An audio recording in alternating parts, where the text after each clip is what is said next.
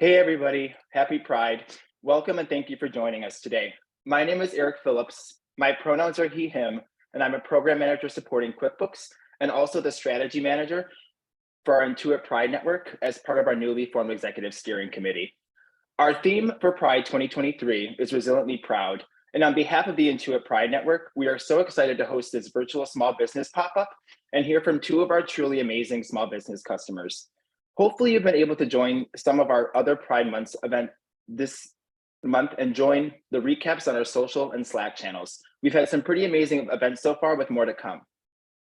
Here at Intuit, all of our resource groups and ERGs are an important part of our diverse and inclusive workplace. In the Pride ERG, our leaders help champion diversity by empowering LGBTQ+ communities, customers, and workers around the world through celebration, advocacy, and activism, and by focusing on the issues faced by the LGBTQ+ community domestically and internationally, with Pride being the third largest ERG at Intuit with over 700 members strong. We also aim to bring a spectrum of light, compassion, and understanding to allies to create a more inclusive world. With that being said, please join me in welcoming two of our amazing customers today. Explorer Cold Brew, founded by Case and Crane, and Alder, New York, founded by Nina Zilka and David Krause. If you want to purchase some of these amazing products you'll see, you can find the links posted to the Zoom chat to their websites. In a few moments, I will introduce Erica Patinsky, VP of Customer Education and the executive sponsor of MailChimp's Pride, and she will interview these amazing customers to help us learn about their journey, how they run their businesses, and what these two have planned for Pride Month. Before we get started, please note that we will want to make sure to answer your questions throughout this session, and please post your questions using the Q&A feature at the bottom of your Zoom screen. Thanks again, everyone, for being here. And I'm now going to turn it over to Erica for today's pop-up. Erica, the floor is yours. Thanks, Eric. Y'all, I'm so excited to be here. Happy Pride. That's important to say out loud too. So super excited. I'm Erica Patinsky. My pronouns are she, her. I'm based in Atlanta, Georgia. Eric mentioned it. I'm here at MailChimp. Here in Atlanta, I live with my wife, Jules. We've got two dogs, Ocho and Walter. I don't know, they might run around in the background. So if they show up, let's give them a good clap. We've got a daughter who's in college in New York, and just so grateful to be here with all y'all today and talk to these two incredible businesses. This is one of the things that I love. I think we all love it here at Intuit to be able to connect with our customers and hear, how they got started and their motivations.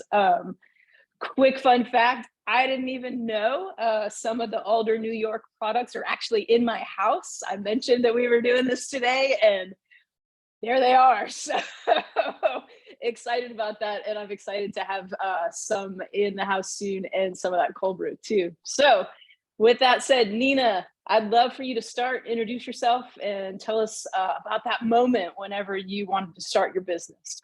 Thank you so much. Thank you, Erica, and thank you, everybody. I'm so happy to be here. I'm Nina Zilka. My pronouns are she, her, and I started Alder, New York with my business partner, David Krause, about in 2016. So we had a clothing line for many years together in New York City.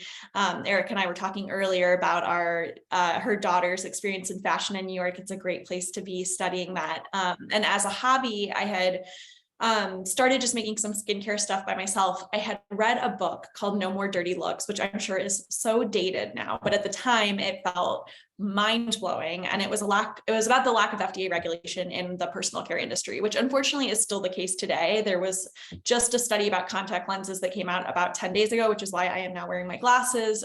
It's ongoing. And so unfortunately, it really made me think, wow, it all falls on the consumer in this country to use safe products. And I want to create a line. At the time, I was like, everything I'm finding is very crunchy, very granola, super gendered. It was sort of like that Goop era where it was like, if you're a white woman, we've got products for you to spend money on, but everyone else, I don't know what you're going to do. And that just didn't square with how David and I kind of view the world and view design. And so we wanted to create a gender inclusive skincare line. And as we did more research, we also learned that skin has absolutely nothing to do with your gender identity. Your skin type is based on a couple things: your hormones, your genetics, and your environment.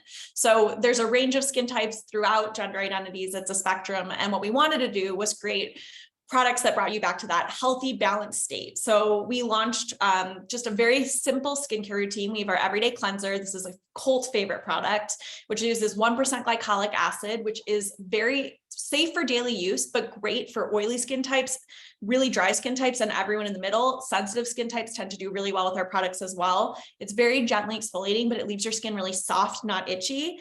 We launched a lightweight moisturizer, and we launched our balancing serum. And then from there, we've expanded the line to include a whole host of other products to keep your, body and skin looking incredible. And I'm sure I will talk a lot more about that as we get going. That's awesome. Thank you so much. Kason, tell me about it. What got you started? Yeah. Okay. But wait, before I jump in, I've got a question for Nina. So does your moisturizer have SPF? Because that's something. Okay. Okay. Because Yes. that's what I've heard. I need to wear sunscreen every day. Jason, you probably Same. do. And if you're going to do an SPF, do a mineral SPF. SPF is a whole world of unsafe things, unfortunately, in the US. If you go to Europe or Korea, pick up skincare, pick up SPF there because it's way safer, more regulated over there. But a mineral sunscreen is the last thing you can put on over your cleanser, a serum, a moisturizer, and you'll be set. Oh my God, I'm so glad I asked. Thank you. Also, thank you, Erica and Eric, Brittany, the whole Intuit family. I'm really honored to be here joining you all. Happy Pride Month. My name is Kason Crane. My pronouns are he, him. And I'm the founder of Explorer Cold Brew. Thank you to Ezra for saying the cold brew looks good because it is very good. I'm drinking some myself right now. I do that a lot, probably too much. That was one of the unintended side effects of starting a coffee company was my coffee consumption went through the roof. Before I started Explorer, I did a bunch of random things, but then the pandemic hit and I couldn't do the exploring, literally like, climbing Mount Everest, which I did 10 years ago. I couldn't go on those adventures anymore. I was in my Brooklyn apartment. And my husband, who obviously we were living together, he begged me to switch to decaf because my 4 p.m. cold brew was keeping me up all night.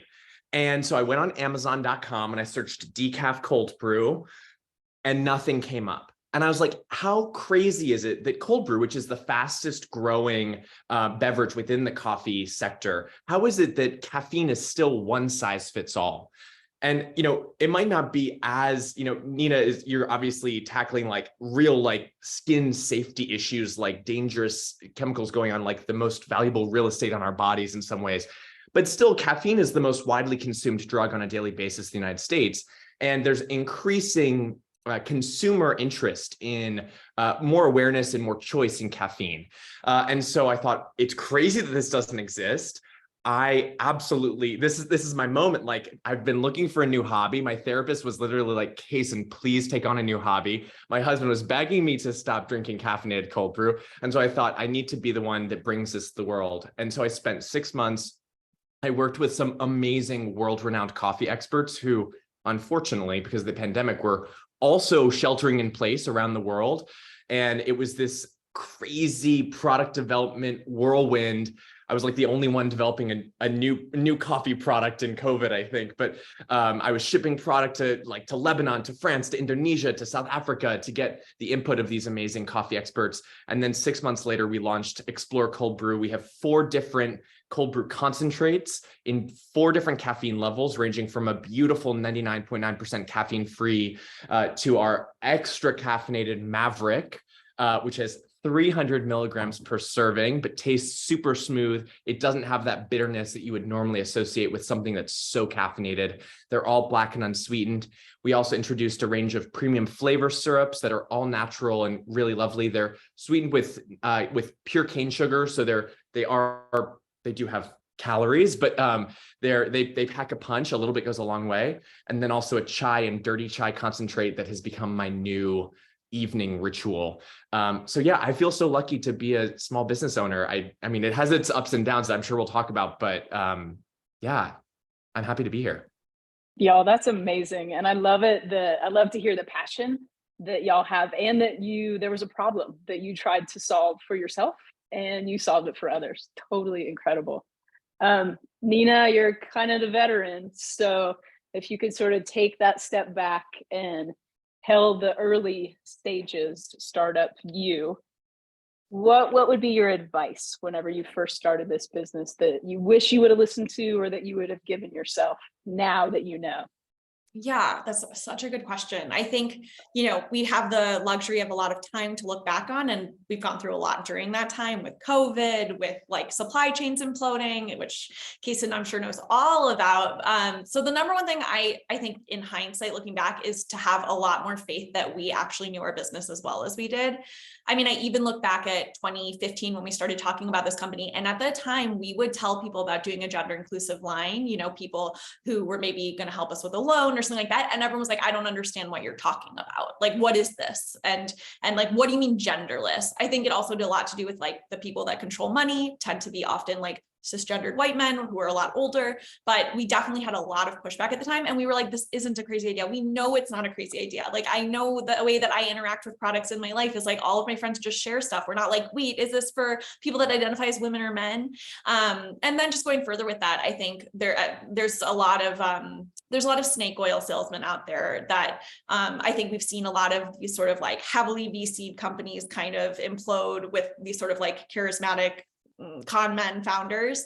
But a lot at that time, the 2016 to 2018 kind of vibe was like, grow at all costs, and this is how it's done. And David, my business partner, and I kept being like, this just doesn't feel like it's right. Like, to us, slow, steady growth with a sustainable business and forming a community feels more important than all these other things. And that has borne out that we were correct. But, we were a lot younger and we really questioned ourselves. And looking back, I'm like, no. And for anyone who's thinking of starting a business or a side hustle, I think listening to your gut is so important. And there will always be naysayers and people kind of trying to glob on and maybe like extract some money from you. So you really have to like stick to what are the foundations, what are the pillars of why I'm starting this company. If it is to make just massive amounts of money and split, cool, that's the thing you're doing. But like, know what you're trying to do. For us, it was build a community and create really beautiful products that I believed in. Yeah, that's awesome. Know thyself, right? Yes. Just go from there. Awesome.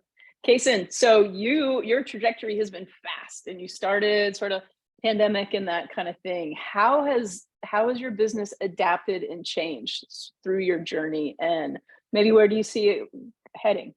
Yeah. Oh gosh, it's changed so much. Also, just to follow up on something Nina said, making massive amounts of money is also really hard. Like, I would say it's just like better to do something you're really passionate about and make sure that you're comfortable with, that you have flexible definition of success. And if your definition of success is only making massive amounts of money, that might be the wrong starting point, in my opinion. My unsolicited advice, inspired by Nina's wisdom. And so many snake oil salesmen out there. Twitter's a bad place. There's like no accountability on Twitter. And all these people on Twitter are talking about their huge successes and like 100x return on ad spend and And I think it's all fake. It's all made up. Anyway. Okay, so Erica, how has my business evolved? So much. I mean, truly, I wasn't joking about my therapist saying like, he literally said to me at the time, like, Kason, please pick up a hobby. I don't think he meant start a business. But for me, starting Explore was a hobby. It was an outlet for me, especially during the pandemic it was almost creative, even though like I've got no design skills. Nina, if you worked in fashion, like you clearly are more talented than I am. Like, I'm just like, I'm a hard worker. I'll stay up all night if I need to, night after night. And it was really cool for me to feel like I had my own creative outlet in the coffee space. Like, I did our branding ourselves, like our first branding. We've since rebranded with some like actual professional branding work, but our initial branding got us to millions of dollars of sales. And it was just me and Illustrator, which is crazy because I am not a graphic designer. Anyway, so it started more as that like hobby side hustle. And then, we started on e-com in part because the pandemic, everyone was buying online. But the realization, I mean, I've had a lot of revelations over the last 2.5 years, and we've had to evolve. So we've grown a lot, but we've also had to expand into new channels. So we started just on Shopify. And then I realized that actually Amazon was a great platform for us, that we were able to meet customers where they were actually looking to shop. And even though that was part of my initial inspiration for Explore, like I literally went to Amazon.com when I was looking for decaf cold brew. And yet it took me a year and a half to actually realize that we should be on Amazon, that is what the, one of the, actually, if not the top place where people are actually going to buy. And it's important. You should go where people are purchasing. In that vein, where are we evolving now? We still have our e-commerce business, but we're expanding into grocery, because as much as I would love for all of you all on this session to buy our cold brew online, and please do, most people are buying their coffee in the grocery store. And so we also need to be there. We're not giving up on e-commerce by any means, we're expanding.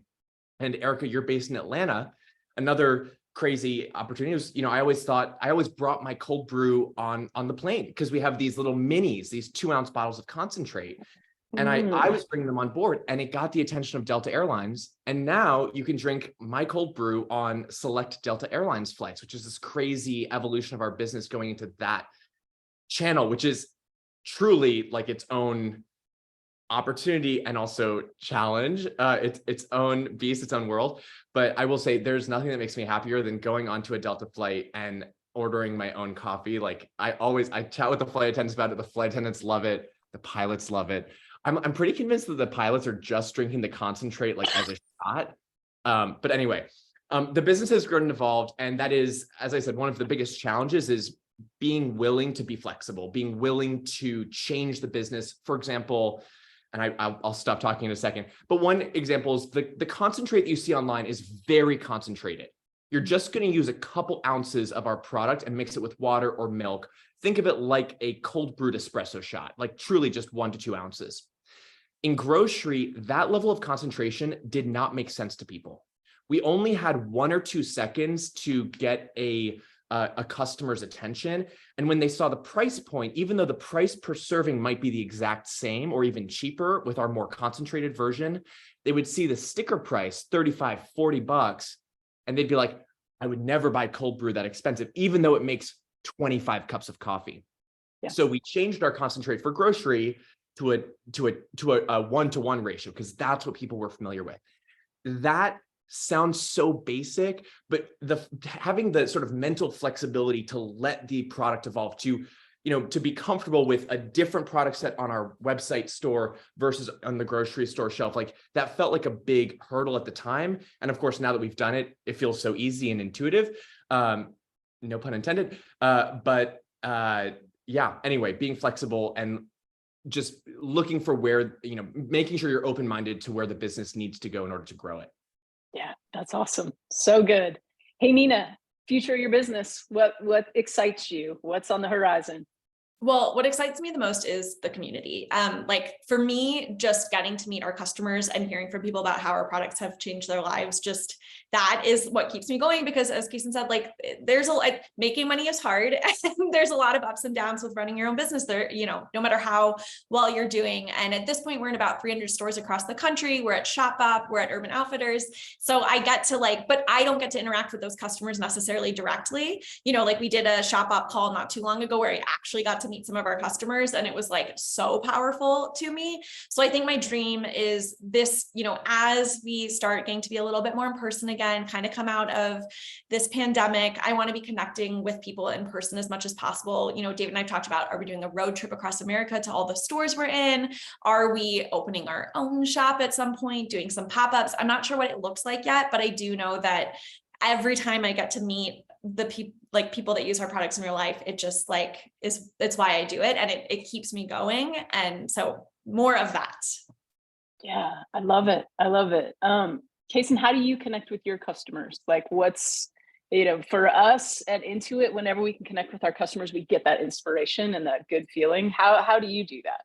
So now that we're going into grocery stores, sort of similar to what Nina said, it will start appearing on the shelf at most stores. We're going to be in a few independents this summer, but mostly it'll start in September. And we'll be on, this is like confident, not yet publicly announced, but we'll be in a couple hundred stores across Texas, interestingly. So I will be doing a road trip across Texas to do little pop-ups. at all of the Albertsons across Texas. So stay tuned. I don't think I'm supposed to say that yet, but anyway, stay tuned. Starting in September, our whole product line front and center in Albertsons stores in Texas. But anyway, so I'm so excited for that, because as much as I love sessions like this, getting questions from folks and engaging virtually, I'm such an in-person person. And so I'm pumped for that. But also for years, I mean, I'm the only full-time employee of my business. I think this is something that Nina can empathize with. We're both very small. And so only recently have I been able to share the, partially a burden, but partially an opportunity of doing all of our customer service emails, all of the phone calls, all of the text messages. A lot of the time it can be very rewarding. It can also be very emotionally draining. And for 2 years, I was the only person who responded to every single customer service email. Now I'm able to share that burden, or share that opportunity. And I will say there are moments, like I got out of the blue at my apartment here in New York, which is also where I work. I got a letter from a customer, a handwritten note, out of the blue, saying Happy Pride Month and saying how much they loved our products. And they just wanted to send us a note thanking us and saying like how great it was that they had found our business. And it made my day. It made my week. I was like, have it upstairs. I'm going to frame it. Like, it's just the most awesome thing. Cool. And just one other thing on this, I think one of the greatest learnings I discovered in doing all of that customer service work myself was I would occasionally get really angry customer service emails or phone calls. And that happens even if you've got the best product, the best company in the world. You just can't guarantee perfection 100% of the time. And what I realized fairly early on was that those angry customers were actually the ones most likely to become the biggest supporters of your business. Yeah. And the reason they were angry is because they wanted so badly to love it that they were passionately angry and sent you a nasty email or left you a nasty voicemail. And that if you responded with kindness, compassion, with a genuine apology and a genuine effort to fix whatever went wrong, that actually that 1-star review could become someone who could tell 100 people about your company and rave about it. And it was wild to me that was a revelation. And the reason I share that is because I feel like a lot of people don't necessarily think of it that way still. And it's like one of the most valuable things I learned early on. I think I've got like a 100% track record of turning those detractors into promoters. That's awesome. That's so cool. Yeah. Thank you for sharing that. Well, hey, we're obviously in Pride Month. Would love to know, like, what are y'all doing? Nina, tell us, is there something special that you're doing with the business to celebrate Pride Month? Yes, absolutely. I did just want to say, I thought everything Keeson said was so powerful, and we do our customer service, and I agree. And it's like, David is actually much better at doing it than I am, because I have a really hard time not like taking it so personally, getting so down on myself. And David is always like the first to reply. And I completely agree. So many times it's just someone wanting to be heard and being like, I feel let down by this broken nozzle, which happens, and as soon as you go like, oh my gosh, we are so sorry, we did let you down, we're sending you a new nozzle, it's like the fan for life. And it really does show it's rarely coming from a negative place. The one thing I will say is around Pride, I don't know, Kason, if you've experienced this, we do get some really hateful, nasty emails, and especially being the people reading it, and like especially David, who handles most of it, identifying as a queer man, it's like so awful, and certainly not our daily experience. And I think most of our customers absolutely celebrate Pride, but I will say that has been like shocking to me every year of like, wow, people really feel the need to send an email like that. And so that's always like a little thing that happens around Pride that just like reminds you that we kind of live in a bubble of support, especially in these cities and working with QuickBooks. And, rarely do we come face to face with it. And then you're just like, okay, people are really messed up sometimes. So on that note, for Pride and all year round, we have our Pride limited edition cooling mist. And David, we do all of our own packaging and branding because we obviously are designers. And David designed this really cute packaging of queer people unapologetically and like loving their summer life. And this is the mist itself. It's like my absolute favorite mist in the world. It has it's not just there's a lot of mists out there that are great that are just water-based, but this one also has hyaluronic acid, it has pomegranate seed oil, it has a mix of minerals. So I find it to be the most refreshing thing I've ever used. And 10% of sales of that all year round go to the Ali Forney Center, which is a nonprofit based in New York that helps LGBTQ youth against the harms of homelessness. And it's a company this nonprofit we believe in so much. And this is just a great product. So it's a win-win. Yeah, that's awesome. That's awesome. And thank you for sharing that. I know that's hard as a business owner to have folks reach out in that way. So we got you. Yeah. It's crazy. Thanks we get for that too. Yeah. And it always surprises me because we are in a bit of a bubble. We even The View, the TV show, The View, they did they had our cold brew on and they were, featuring a few products, and I got emails. That's maybe, is it bad? I don't know. Equally as bad, like people being like, I'm never going to shop with you again because that show is terrible. Like, what? People are crazy. Some people need some enlightenment. Oh, well, or a deep breath, right? Yeah. Or it's just open their minds a little bit and love each other. True. Yes. That's true. That looks very cool, by the way. I want to get that mist. Also, we should do like a coffee scrub or something. Someone mentioned in the comments and I was like, yeah, we should talk after this. Here we go. The collab was created here, y'all. So let us know how we can help. That's going to be awesome. Who was it that suggested that? That was awesome. Hey, Kason, what are y'all doing for Pride Month?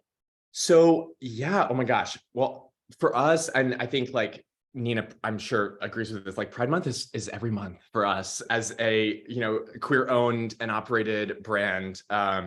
So literally we're not just giving back during this month. We have a few partners that we work with throughout the year. One of which is Charity Water, which supports really important clean water efforts around the world, and then also the Trevor Project, which I'm sure many, if not everyone, is familiar with, and the life-saving work that they offer to LGBT youth. And then stay tuned. We might have some more partners throughout the year, more LGBT charitable partners as one-offs. I don't know. It's just I like to support and give back to the community. And then also, obviously Charity Water is not an LGBT focused foundation, but I think, similar to what Nina was saying about starting her brand and really wanting to incorporate her own personal values into her business. I think that's one of the greatest opportunities that one has in starting a small business and not maybe selling one's soul to the corporate overlords of the venture capitalist. I don't know, we get to really infuse our businesses with our personal philosophies. So giving back, I think clearly we are on the same page there, and it's really important to us as well. So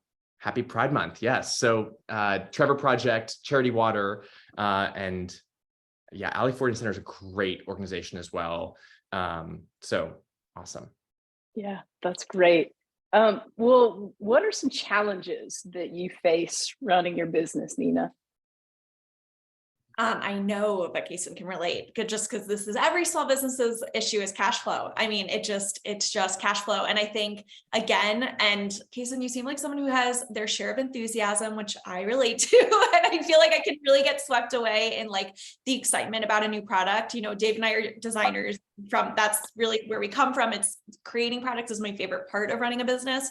So if I had my way, we'd already have an eye cream out, we'd already have our body lotion, we'd have everything. And so I think really, and David's better at being let's really think this through and figure out how to handle the cash flow, but always cash flow, which is where QuickBooks comes in for us, which is where Intuit comes in. So yeah, fortunately it's such a boring answer, but that's the answer. I think it's a real answer. I think it's a lot of small businesses kind of have that as a challenge for sure.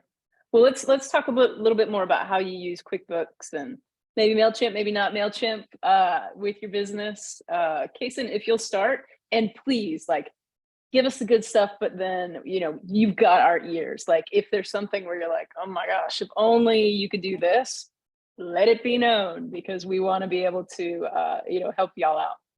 Well, and it's actually a great segue because to your prior question as well, because, one thing I mentioned, I know Nina has, I think Nina, it's just you and David, right? Yeah. with me, it's just me. And I have other sort of external partners that I work with. I'm not hand brewing and bottling the coffee all myself. I mean, I have an amazing family business I work with that we partner with to brew and bottle our coffee, actually in Texas, outside Austin. But the challenge of running a small business with such a small team, in Nina's case, 2 people, in my case, just me, like it is, at times it feels truly like insurmountable. Like it feels like I'm now in therapy twice a week. Like it feels like it's too much. And the reason that's a great segue to your question, Erica, is because the tool, especially for me, QuickBooks Online, like I could not run my business without that tool.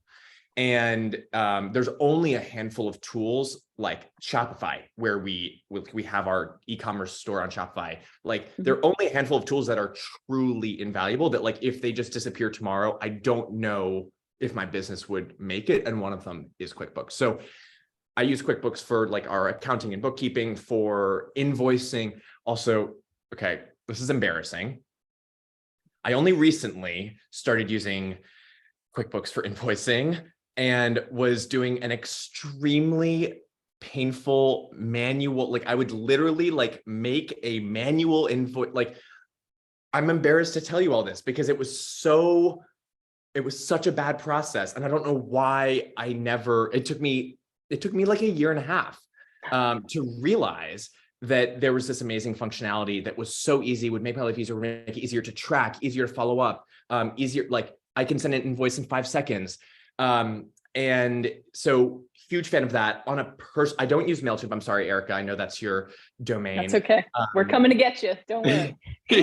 Always open to it. But on a personal level, also as an entrepreneur, I use Credit Karma. I use Mint. I use TurboTax. So I feel like I am actually using like the full suite of Intuit products, except for MailChimp, on a combined personal and business basis. So I'm going to stop talking there, but QuickBooks, more than anything else, like truly, like it's up there with Shopify as like an absolute must-have tool for me. Love it. Love it. We'll talk. We have a great Shopify integration at MailChimp. So, hey, Nina, tell us, what do you like about the Intuit products, and what's great? Maybe if you've got any feedback. Yes, well, we have been QuickBooks diehards from the beginning. I think I was telling you guys earlier that years ago, when Dave and I were kind of in the pre-launch phase, we both had other jobs, side hustles, and I was working at this incubator with a lot of other startups, kind of helping manage the space. And all the time people would be like, oh, talk to Nina, she's the QuickBooks guru. And I was like, I don't think I'm a guru. I just really like the product. And like, I think it's really intuitive and not that complicated. Never thought I was so smart. And I was like, this is not me being smart. This is a really intuitive software. And then I tried all the different ones for this company and was like, no, Intuit, this one's the best. QuickBooks is the best.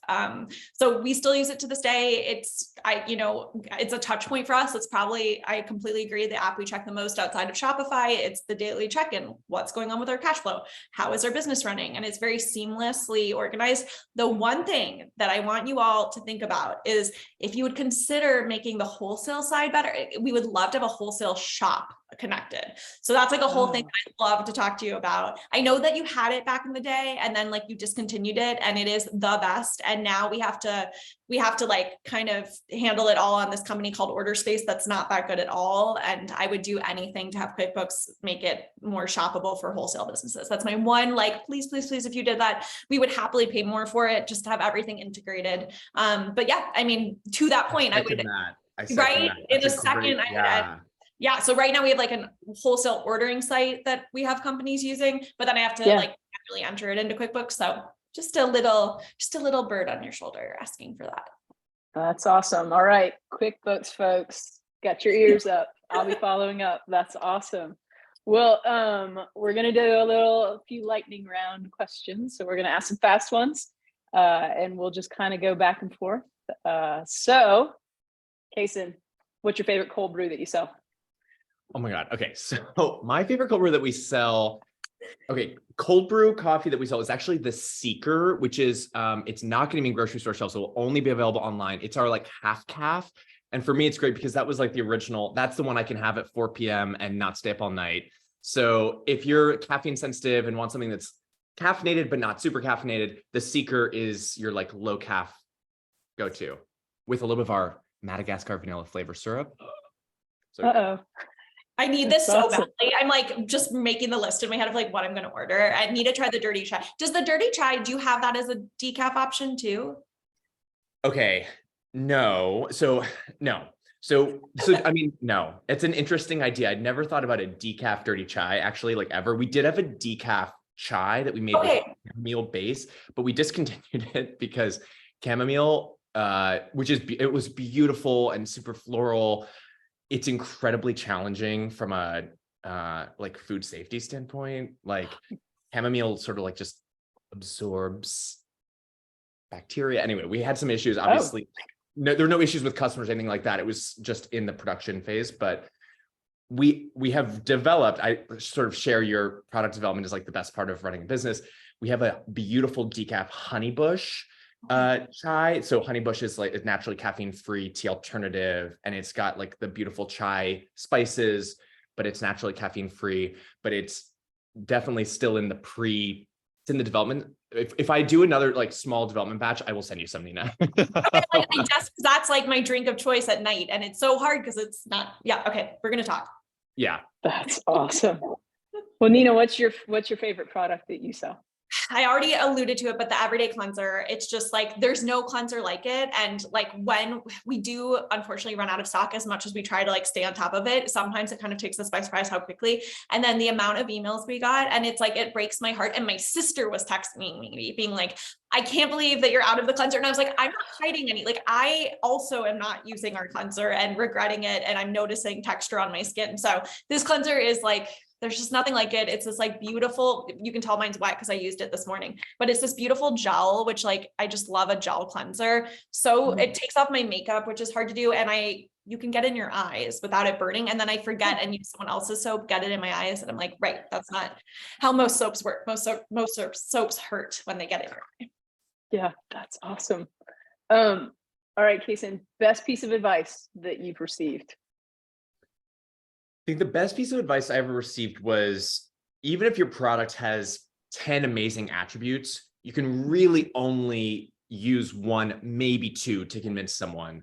Like you actually, they sort of stop listening after the first or second. And as much as, even if all 10 are equally amazing, like you've got to hone in on one, maybe two.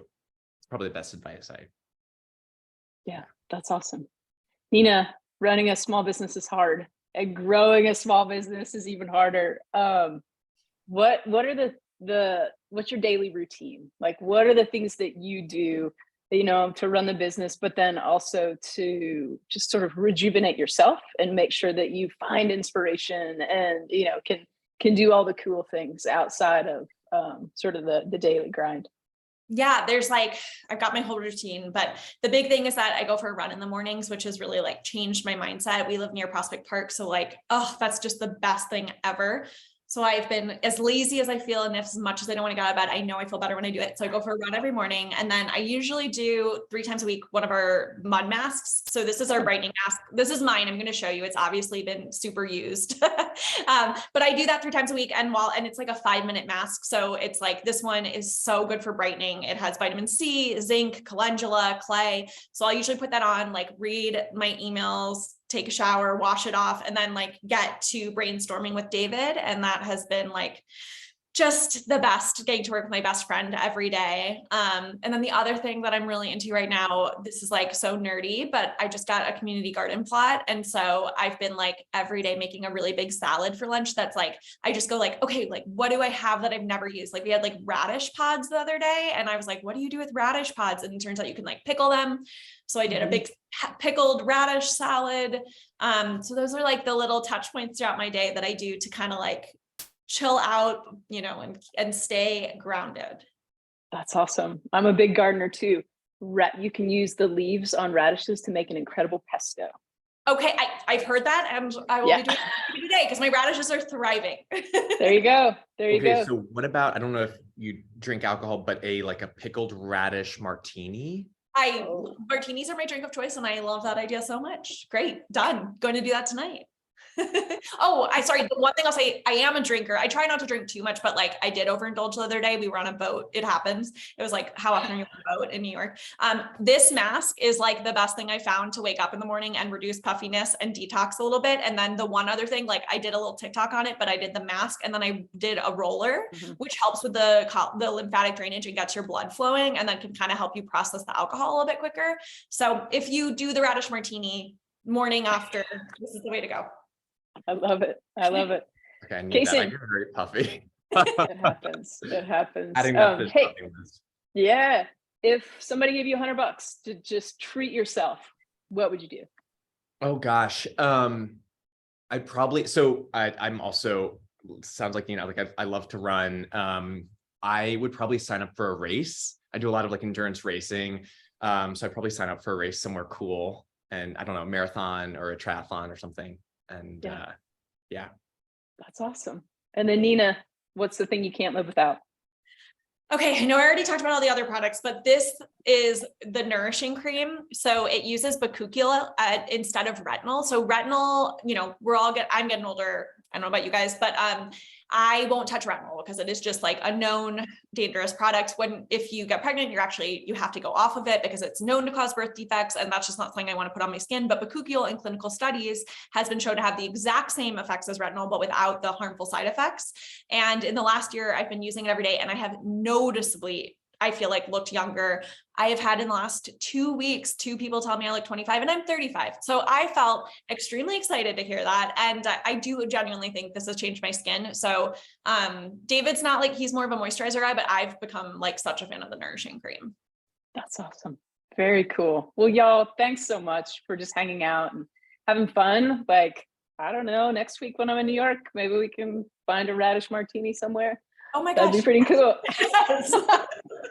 But I know for me, you've been so inspiring. It's been a total pleasure. And just thanks for being great customers. Thanks for being willing to spend time with us. And we are so excited to watch your trajectory just continue to skyrocket.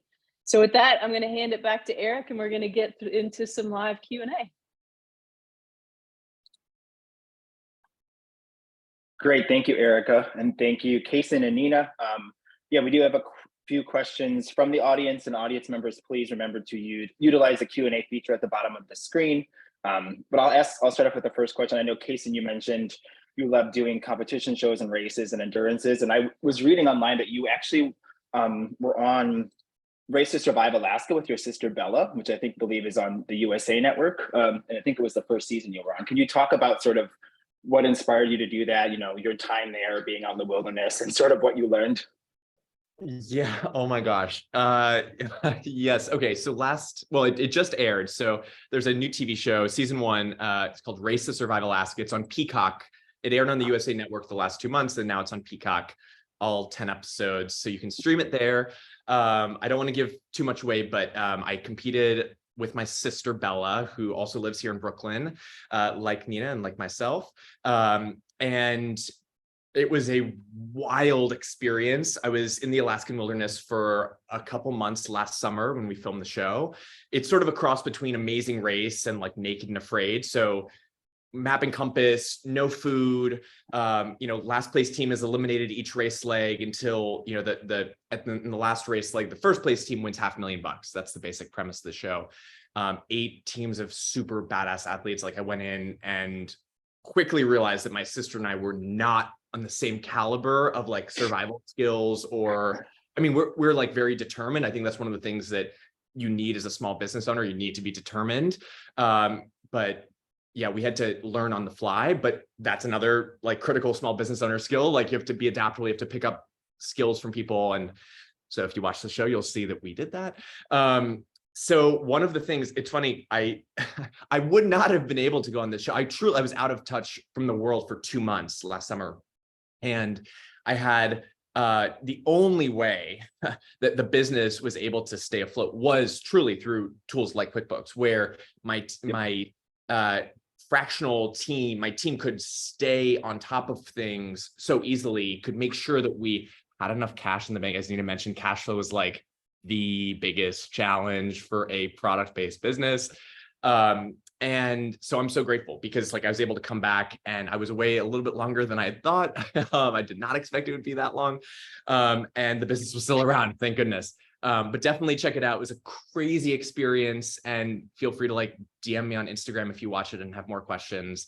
They're casting for season 2. So if there's any crazy survivalist endurance racing folks out there, let me know and I will send you in the direction of the casting people. That's awesome, Case, and thanks for sharing your story around that. And this is a great segue too. There's a few questions in the chat around just what did you both do before your business adventures? Can you talk just about like what you each did prior to launching your business and sort of how you got inspired? Yeah, so I think I talked about it a little bit already, but basically the minute we graduated, I mean, this was a long time ago now, and New York was very different then. So we had gone to art school in New York City, and it felt like maybe we could like actually do this thing and like start our own clothing line. And I think our passion just really moved towards skincare as we kept going. But I've actually had my own business the entire time since graduating. I think it is a blend of like ridiculous amounts of hubris that is undeserved. And I just think like you have to be so delusional to do this, to run your own business, like absolutely out of your mind delusional. I did a little bit of teaching at Pratt. I was a professor for a while as well. And then I managed a place called the Brooklyn Fashion and Design Accelerator. So I think I've always been really inspired by other entrepreneurs. I mean, just talking to Casey today just really gets my energy up. So that's what I have done when I haven't been doing my business full time. Kason, what about you? What did you do prior to Explorer?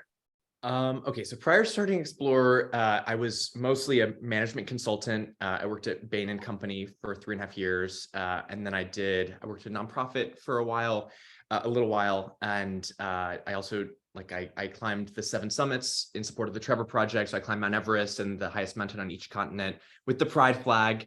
And that was 10 years ago last month, which is pretty cool. It's the first time the Pride flag has been brought to the summit of Mount Everest, which is crazy. Hopefully there's been many more since, and there will be many more in the future. But yeah, so honestly, like mostly a consultant. So, thank you for that.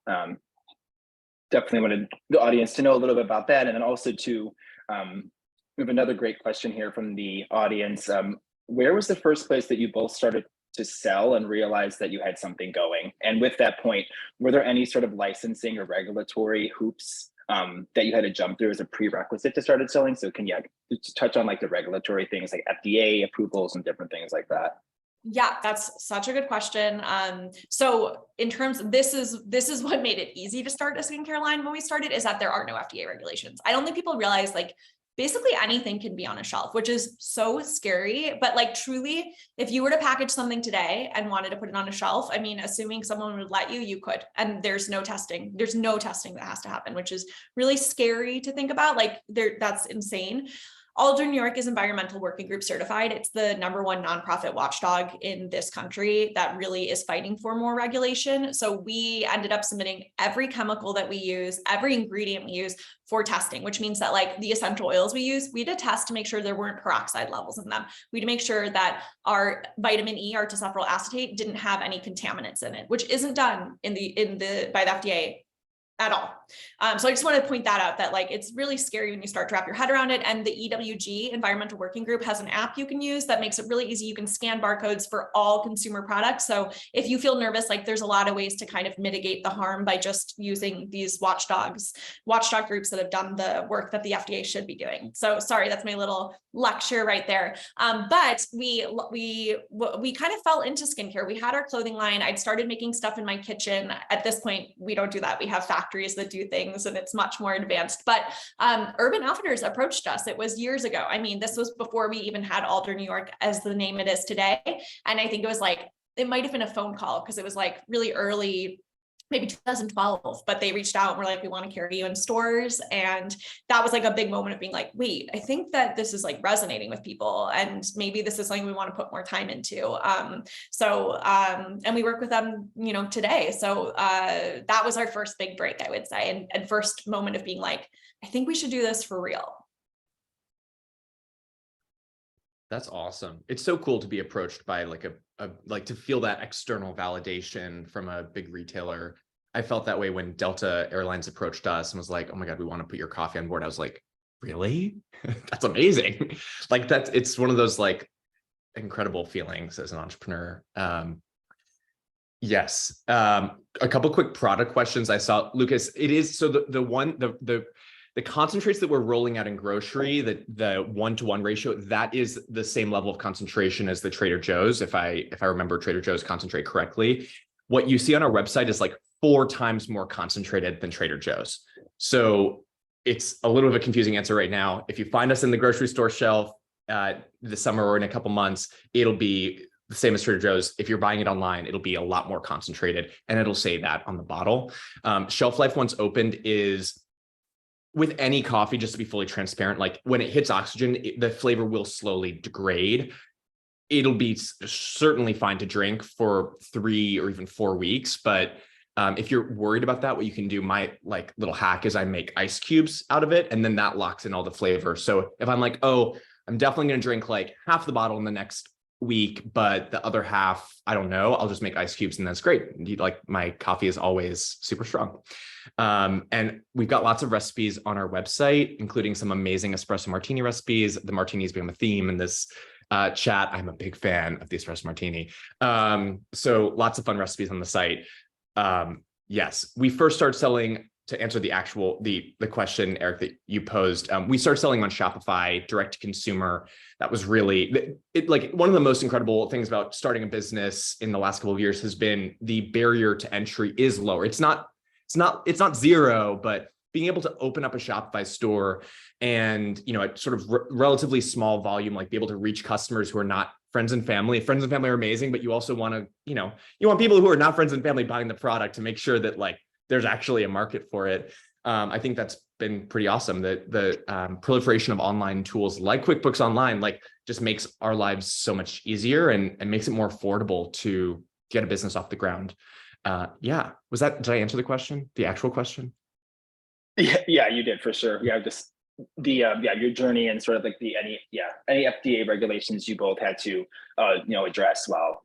Yes, and I had crazy, that there's, on food and beverage products, there's obviously even though this is just coffee and water, we still have to put on, even though everything's zero, which is funny. But we also, so all of our cold brews and chais are USDA organic certified and fair trade certified. So that helps, at least it's probably not, there probably is like organic beauty products, but I don't know, look, organic is not a perfect standard, but at least what it is in food and beverage is it gives consumers, it's pretty easy for us in coffee and tea because it's pretty easy. I think with more complicated products, organic is not necessarily better, but for us, it's a decent enough metric, and consumers will at least understand that it's a way to communicate to a consumer, again, in that you've got 1 or 2 seconds to tell the consumer what you stand for, and that's one of the ways we can do it. Awesome. Thank you both for that. Another crazy thing, yes. Caffeine. Again, caffeine, despite being the most widely consumed drug on a daily basis in the United States, not at all regulated. You do not need to tell a consumer that there's caffeine in your product on the label. If you ever see caffeine content, it's just a choice. Interestingly, the same thing is true of best by dates or sell by dates. Those are all sort of self-regulated. It's not regulated by the government. I mean, of course, we would never want to sell a product that wasn't safe to drink or anything like that, or tastes good. So we have a lot of incentive to have a sell by date, et cetera, on our products. But it's just interesting that as I was going through the development process, I just assumed oh, surely there's some body that some entity that regulates this, but no, it's we have to do the testing ourselves, or send that to a testing to figure out what the shelf life is, and do our own taste testing and all this stuff. And then we have to put there's more self-regulation than I expected. Great. Thanks for sharing those insights. I had no idea all about the regulations or lack thereof. So anyway, let's see. I have one more question here, 2 more questions here. We have about 3 minutes. So I'll ask you both. I know we kind of touched on it in terms of being resilient and being adaptable, but can you just share one piece of advice you would give to the audience here about starting if they wanted to start their own small business, and sort of what your main differentiator is that sets you apart in the industry? Yeah, absolutely. I think if you're thinking about starting a business, this is a little bit. My David just took a flower class. We do a lot of our own extracts, and we're working on doing even more of them ourselves. So he went to Cornell and did a little class on it, and that was really cool because it was a lot of people who are thinking of going into flower farming, which is not really like what we're going to be doing. But they got this really cool questionnaire, and we were like, why weren't we given this when we were thinking about starting a business? And it was really asking you to think about what you want your day-to-day life to look like and what your kind of like pillars are, more than like even the business. It's like, I think you kind of forget when you're starting a business, it's important to actually think like, what do I want my life to look like? Because running your own business brings a little bit of certainly a lot more uncertainty than I think not running your own business could do. And if your pillars are like excitement and feel, integrity, like people have different pillars. If those are your pillars, it's probably in your best interest to start your own company. So I think anyone thinking about starting their business, just kind of think of like, what do I want my life to look like in 5 years? Does this feel attainable? What do I want the day-to-day to look like? Lifestyle is way more a part of running your own business than I think people give it credit for. And then going along with that and our differentiators, I think of Alder New York as a really special business. I think of us as sort of a family business. David and I work together. We are the formulators. We do the branding and packaging, and then we work with family businesses like the same way Kaysen does. Like we have a family business in New Jersey, and then a small business in Vermont that's doing the packaging and the actual production of the products.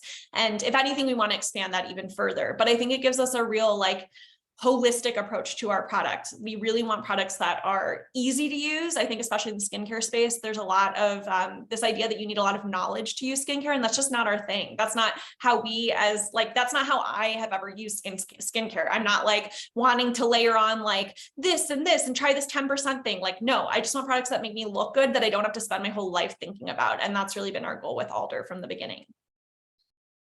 Awesome. Thank you, Nina. And I know we have a minute here, so I will close us out. But again, I appreciate everybody for joining. A huge thank you to Nina and Kaysen and everyone else for joining this pop-up. And if you want to order any of the products and support both Kaysen and Nina, please check out the links that have been posted throughout the Zoom chat. And also they can be found in our Prosperity Marketplace web app. There will also be a survey that we're going to send out in Zoom, and we would love your feedback. So if you can please complete that, that would be awesome. And then we'll also have 10 winners. So the first 10 winners will be able to win something from one of these amazing companies. And again, thank you all for joining. Thank you all for supporting small businesses. Please, everyone, enjoy the rest of your Friday, and also have a great weekend, and happy Pride. Happy Pride. Thank you. Take care. Bye. Bye.